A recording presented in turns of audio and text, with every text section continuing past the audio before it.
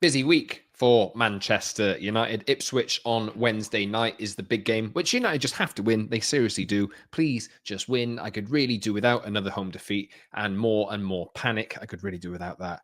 United making the statement on Monday. Obviously, I did a podcast. If you haven't listened to it already, please go back and do so on the audio platforms about the 150 to 200 redundancies which could be taking place over the course of the next few months at Manchester United. But this is Tuesday and not official communication yet, according to what I can see, according to when I'm recording. But David Ornstein has confirmed that Manchester United are going to make Christoper Vivell their permanent director of recruitment. He's been in at the club for a good few months now, I think since the start of the season, and was brought in initially on an interim basis and is now going to move into leading global recruitment. Let's just see exactly what David Ornstein has said. United have appointed Christoper Vivell as director of recruitment on a full-time basis following his interim spell in the position. He signed a short-term deal last summer with a view to potentially staying on permanently, and he's now put pen to paper on a multi-year contract on a reduced salary.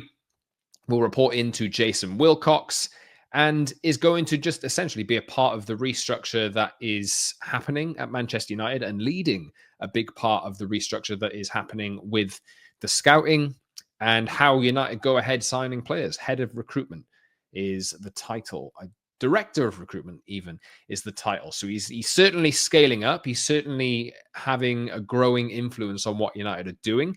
I did just tweet at @Scott Saunders that I think this is a signifier of transfer strategy changed for good from the old thing that you used to know of spending too much money on players and then them ending up not fulfilling their potential. I had a reply saying, is it swear word from somebody who follows me, which just tells me really that there's a lot of frustration. And that is understandable, of course it is. But how much can you actually see is changing if you're not in a transfer window and there's not a lot of money swishing around in order to sign new players? United only signed 1 or 2 players in January, Aiden Heaven and Patrick Dorgu was the big expensive signing. But I think Patrick Dorgu and those kinds of signings are the likely profile of signings that we're likely to see in the months to come with Christoper Vivell in charge of recruitment and in charge of the scouting structure and all this kind of stuff. So I'm going to be talking about that on today's episode of the Promised Land podcast. Please subscribe on Spotify, Apple, and YouTube. Please like the video, drop a comment below, and make sure you do subscribe as well. If you're watching this on YouTube or watching this on video somewhere, I think it's only YouTube that it actually goes out on, please subscribe to Apple, Spotify, and wherever you get your audio as well, because I have done a few episodes recently, which are just audio only. So please support the podcast on there. Give it a 5-star review. Could really do with those, actually. If you haven't done that already and you do like the podcast, please do that. It would really, really help out. Leave a comment and a nice review as well, and we'll see where we go. And follow me on social media at @Scott Saunders on X, Instagram, and TikTok. So you may have read about or watched a few episodes of different podcasts and different, maybe even social media videos just around who exactly Christoper Vivell is, because he joined the club in the summer. And obviously there was a lot of excitement around what he could potentially bring to the table, given the past track record that he has. And maybe it's worth a refresher. I don't think I've done anything on him specifically yet. So I just wanted to jump on and talk about what I think this appointment means in terms of the wider scope of Manchester United. Obviously, we know about the redundancies that are happening. From what I've read and what I'm led to believe, the scouting department is one of the places that this is going to be felt pretty hard. And according to the Athletics story on this, there are, in 2023, there were as many as 140 global scouts, 90 casuals, which were working for Manchester United. That's a hell of a lot of scouts. I don't know whether that is the case now and has been the case over the last year or so, but that is certainly, when you think of bloated staff and bloated structures, that is certainly what you can describe as bloated. And from what I gather from this news, he's going to be the permanent director of recruitment and is essentially going to lead global recruitment, scouting structures, and looking at emerging talent as well. And he has a good track record of spotting emerging talent, which I'll get into over the course of the show, we'll report in, as I say, to Jason Wilcox, which makes me think as well. Dan Ashworth obviously left the club a good few months ago as sporting director, and Jason Wilcox seems to have assumed a number of the responsibilities there. And it makes me think, with especially the fact that United now have a director of recruitment in Christoper Vivell who reports into Jason Wilcox. Will he even hire a new sporting director? Interesting to see. Maybe the structure is there's talk about a restructuring and a reshuffling in the way things work, and maybe Jason Wilcox is growing in his authority, and the way things are working maybe revolve around him a little bit more than was expected in the first place after Ashworth has left. So it's interesting to see. I think maybe today and on this episode, I'll talk about some history around Christoper Vivell and why it could be a relatively exciting appointment, what I think will change at Manchester United over the course of the next few years as well. And there was also a 7-month spell that he had at Chelsea, which didn't go well. I think that was a bit of a surprise when he joined, and quite a bit of a surprise when he ended up leaving after 7 months as well. He certainly had some, maybe a past for falling out with people, but it seems like he's pretty happy to live and exist within this structure at the moment. I dug up a tweet from RB Leipzig around the time that he left, and it said he was dismissed due to contrasting views. And German Bundesliga clubs are quite forthright with their reasons for people leaving the club, and quite honest, as we've seen in the past with the likes of Borussia Dortmund and Bayern Munich when they've made changes as well. So that was interesting to see. But I think maybe you can understand that in recruitment, and if there's a specific way of doing things, and as RB Leipzig are trying to essentially break into the next level above, maybe there's good reasons for it, but I'm not going to speculate too much on why that happened. But I just thought it was quite interesting that was the wording that was given. But look, in his past, in his history, he's previously worked as a scout for Hoffenheim, worked as a match analyst for Hoffenheim. This is a good 14 years ago-ish. Worked as a scout, and then moved to RB Salzburg and moved into the Salzburg or Red Bull structure as head of scouting. There was a 5-year stint that he had as head of scouting at RB Salzburg. Dovetailed that with a role as sports coordinator, moved to RB Leipzig in 2020 as technical director, and did a role as squad planner before he moved on to Chelsea.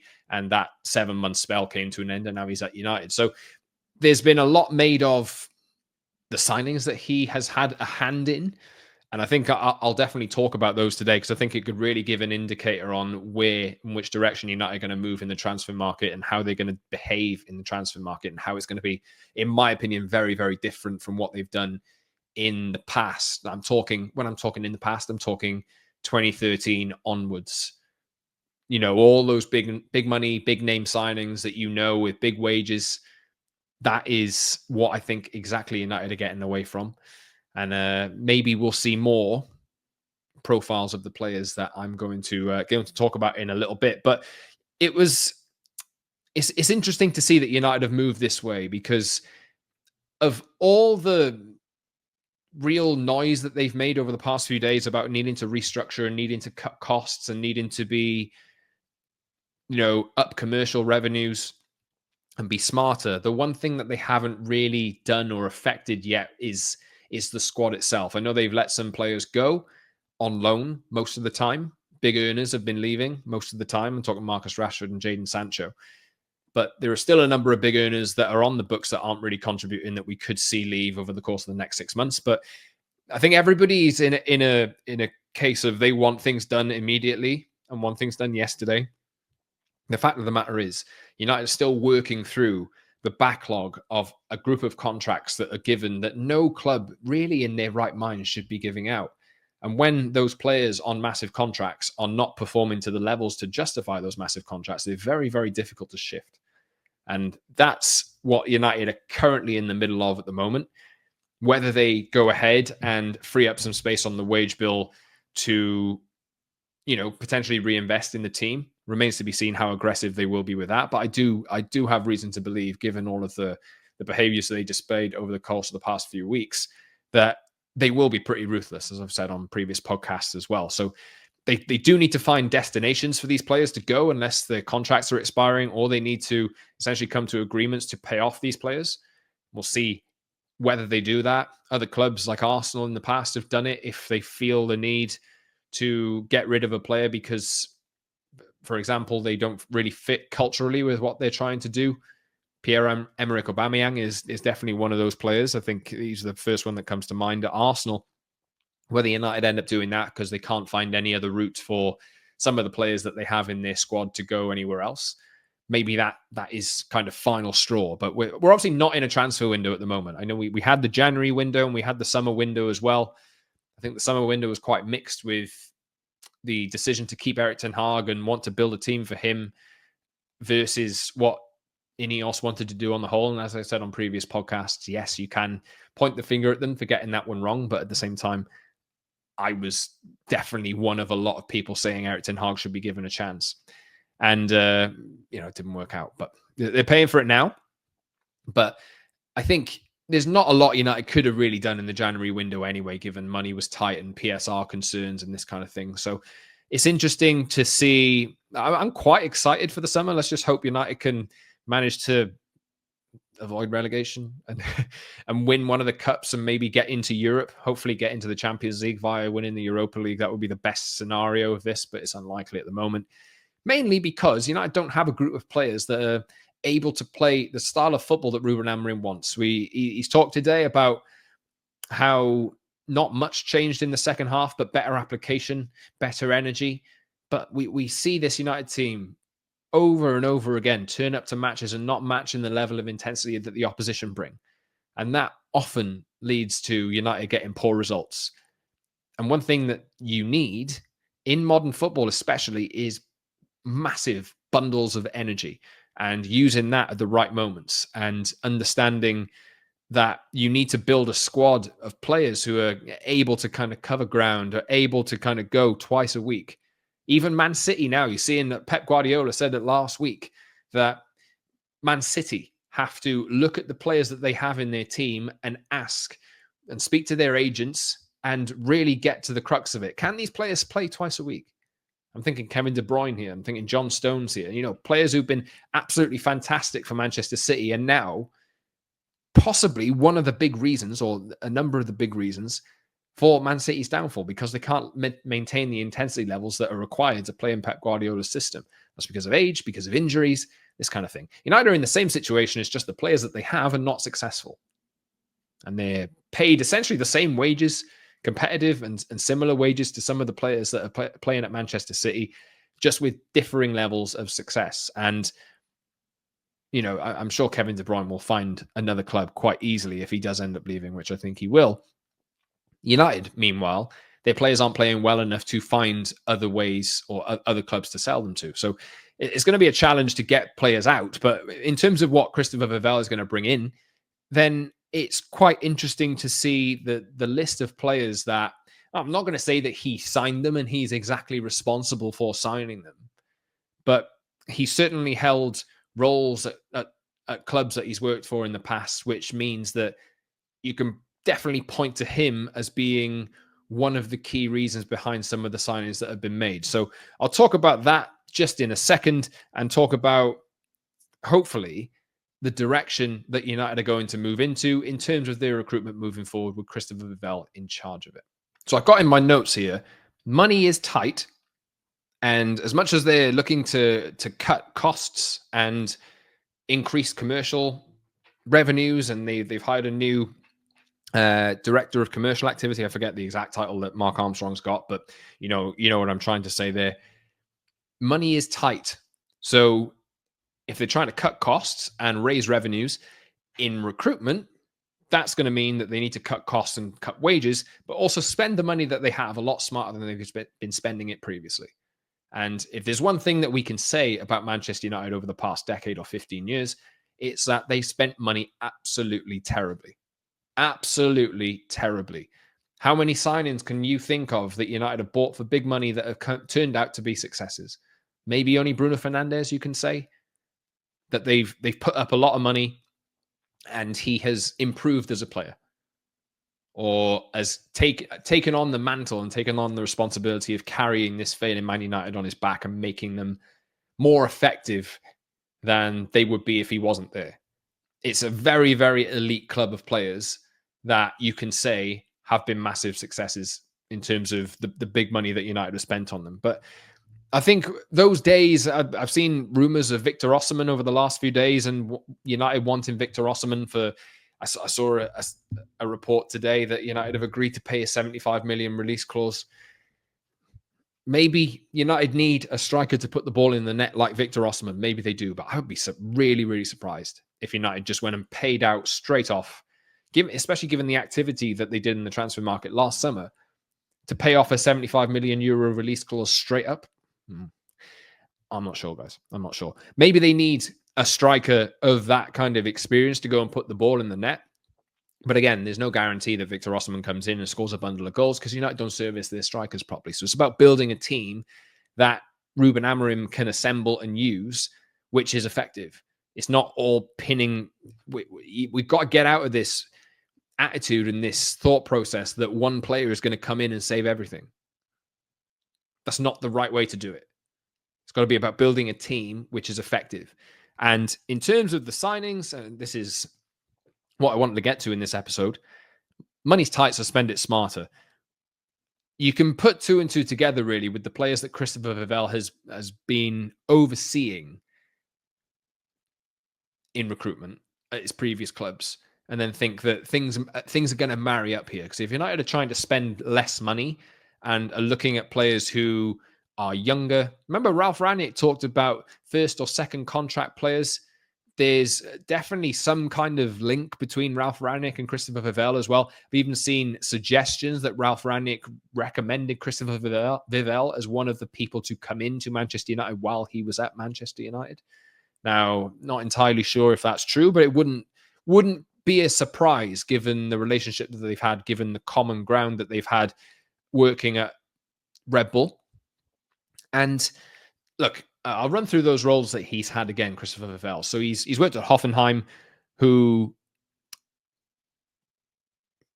for example, Hoffenheim dug up Roberto Firmino and ended up selling him to Liverpool. I'm not sure whether the times match up there, but, that's the kind of idea that I'm going to roll with here. Head of scouting at RB Salzburg and sports coordinator for a 5-year period from 2015 to 2020. Technical director at RB Leipzig. He just moved up the chain at the Red Bull Group, and also oversaw squad planning for a short period of time, about 13, 14 months or whatever it was, and then moved to Chelsea, which is, he was ended up replaced by Paul Winstanley and Lawrence Stewart. And if you look at the sentiment around Chelsea at the moment, those two people in particular are getting a lot of pelters for building the squad wrong and making decisions on highly expensive decisions as well, on players that they're signing who aren't really fit for purpose, for players that they're selling, and for hiring a manager that I think Chelsea fans aren't really satisfied with at the moment. So I think you can write off, and maybe this is me doing it favorably, but you can write off the 7 months at Chelsea as just a bit of a basket case in terms of his career. I don't exactly know what went on there, but if you look at the past few years that especially the years that he spent in the Red Bull Group, right? This is the step up. This is the big job that I think a person like Christoper Vivell, who's only 38, by the way, he's a few years older than me. This is the kind of role that I think he would have been thinking of and dreaming of when he was coming through that Red Bull Group. So this is the chance that all of these people have who are making decisions on the way that United are run at the moment to turn around a fallen giant. And let's be real, Manchester United are a fallen giant. They are way, way, way off it. And everything's difficult. Finances are difficult. There's a squad which isn't fit for purpose that has to be turned around. And I just looked at some of the names. Again, I'm doing this favorably because there's been some absolute stinkers in here as well.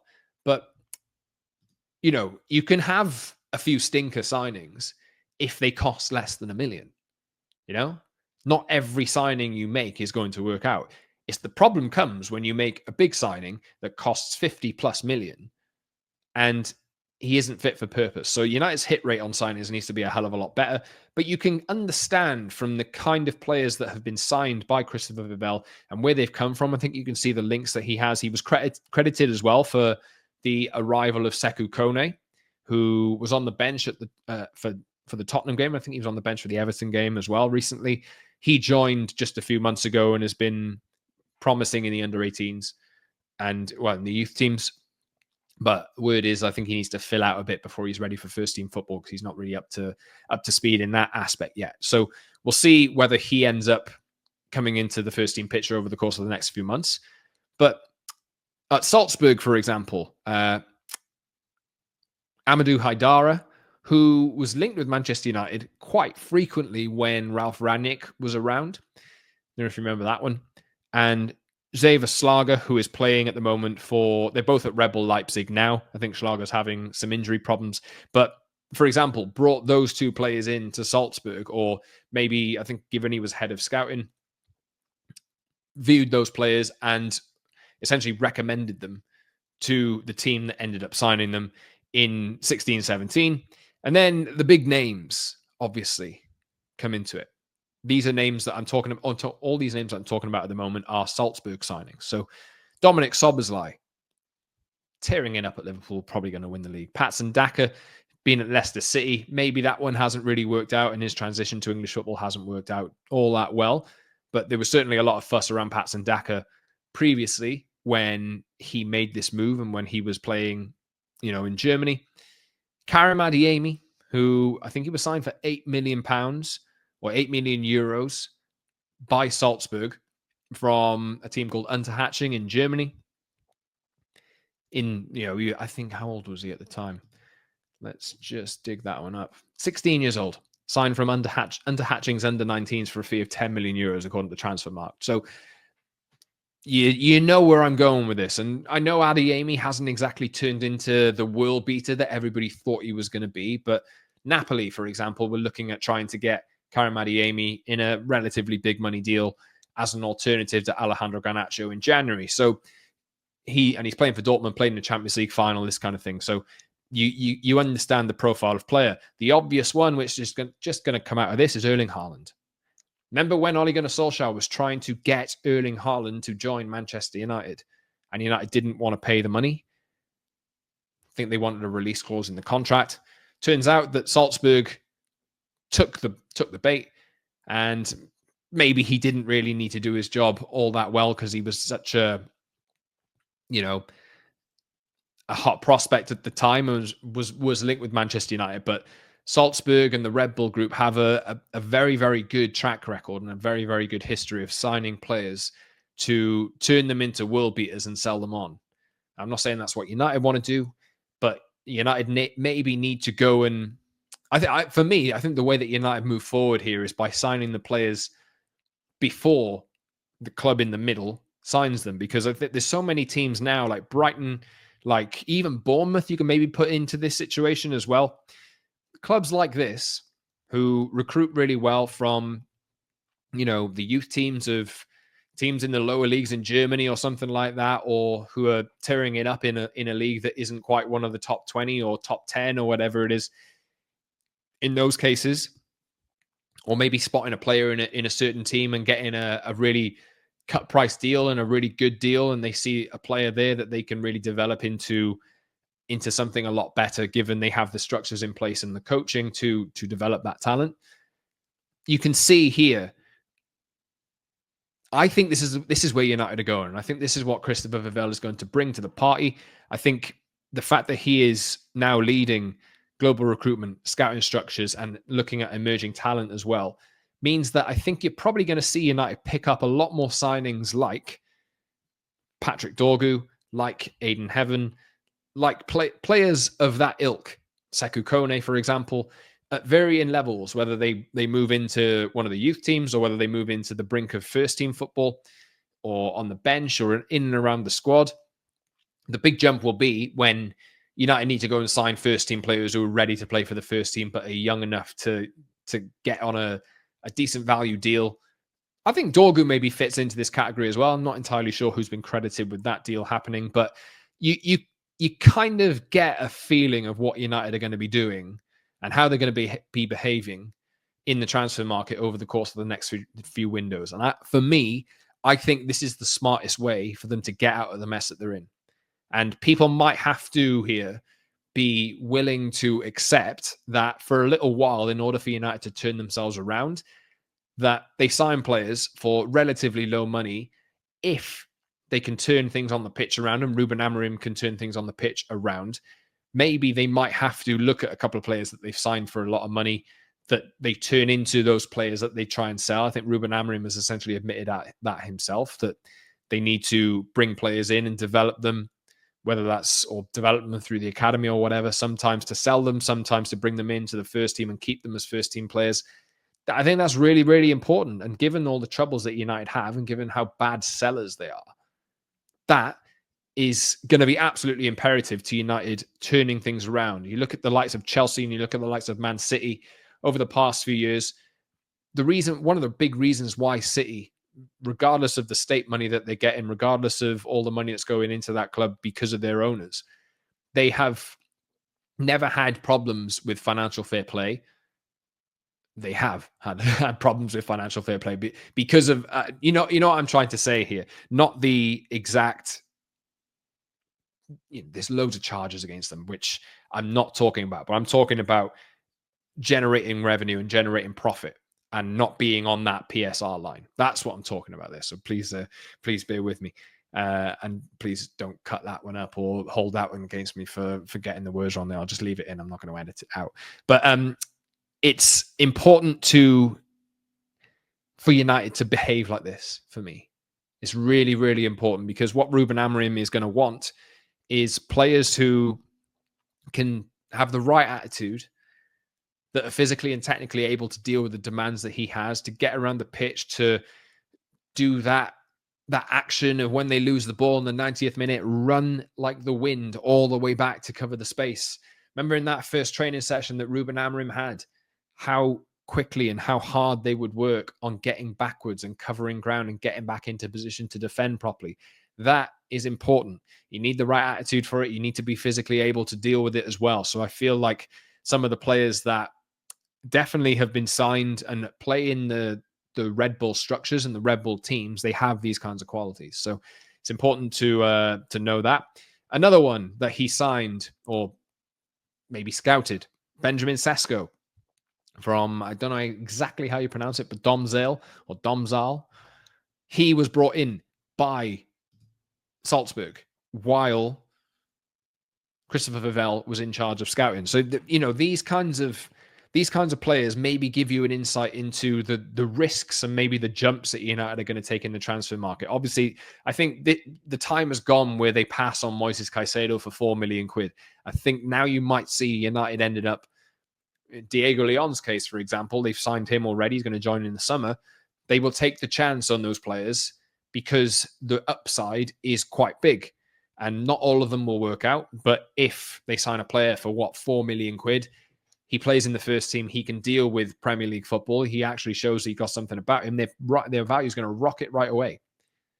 And if they can use them in the first team and make a profit on them eventually, or they just stay in the first team and stay in the first team picture overall for the foreseeable future and turn into the kind of players that everybody wants United players to be, then that's great.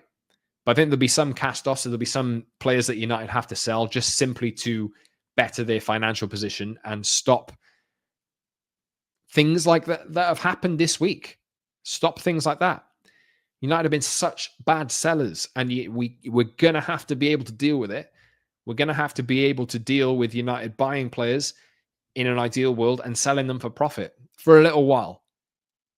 Not that you don't want to become that selling club, but I just feel like you might have to just deal with it for a little while, and United are going to have to look at trying to bring money in from other sources because of all the problems that they do have. And I do have confidence in the end that will work out, maybe in a couple of years, 2-3 years. But Vivell moved on to RB Leipzig, as I say, to become their technical director.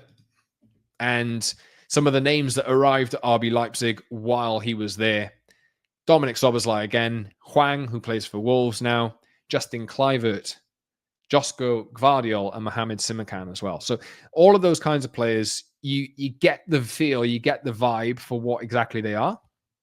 And you can see they're varying levels of quality, obviously. And like I say, they're not all going to be absolute humdingers, absolute amazing players. But you can see the eye for potential that I think can be summarized in what Christoper Vivell does. And I think that is the way, given all the cost cutting that United have done over the past few weeks and past few months and what they've done this week. I think the restructure is quite interesting at this time. The fact that this news is coming out now, a day after the news and the official statement that the restructure and the redundancies were happening, it's quite interesting to see that this is the way that they're moving. And it's been expected for a long time, Christoper Vivell to move into this position. But it's interesting that the timing is now. So there's going to be a leaner scouting team, a leaner recruitment team. You'd think Christoper Vivell is going to be at the top of it. You'd think that some of the people that, or some of the relationships that he's built and some of the talent spotting habits that he's built will be hopefully passed on to people who are working within his circle. And look, we'll see. We'll see where it goes. Like I say, this is never going to be a magical fix, which means that tomorrow, outside of a transfer window, everything is going to be amazing. This is going to need time. United are going to need their hit rate in the transfer market to be a hell of a lot better than it currently is. And for me, all the restructuring that's happening, the cost cutting is horrible, but it's necessary. In my opinion, go back and check the episode that I did on that specifically on Spotify and Apple on Monday. But this is maybe a hint as to how United are going to behave in the transfer market moving forward with Christoper Vivell in charge of global recruitment as permanent director of recruitment. Anyway, that's what I wanted to say today. Let me know in the comment section what you think of this. Maybe some players that you can speculate might end up joining United in the future.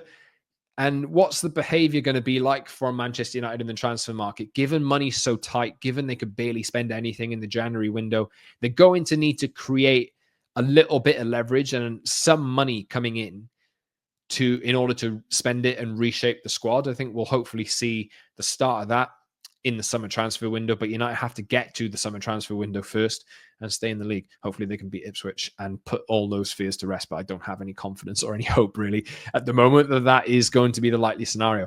Anyway, this has been the Promised Land podcast with me, Scott Saunders. Subscribe on Apple, Spotify, etc., and subscribe on YouTube as well. Leave a like on the show, leave a comment underneath the show, and get in touch with me on social media as well at @_Scott Saunders on X, Instagram, and TikTok. I'm back on the audio. Please leave a 5-star review and leave a review comment as well. I would really, really, really appreciate that if you did. And also, if you're only watching on YouTube at the moment, please go subscribe to those audio platforms anyway and do that review thing, because I would really appreciate that if you could. And because not every episode that I do at the moment is going on YouTube, but this one is going to be. So fingers crossed things could turn around for Manchester United. Until next time, everyone, this has been the Promised Land podcast from Scott Saunders. I'll see you soon.